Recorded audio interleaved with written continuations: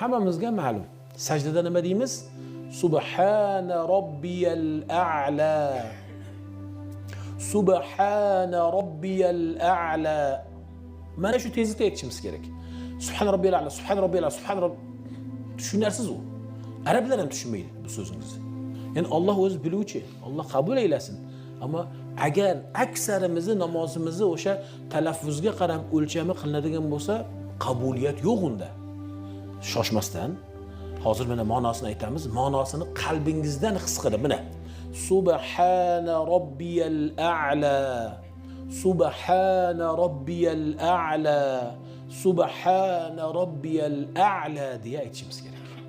Sizga aytilib turgan bu ma'nolar sizning qalbingizda o'tishi kerak. O'sha oliy Robbimni, buyuk Robbimni, ulug' Robbimni men nima qilyapman? Ulug'layapman, yodga olayapman.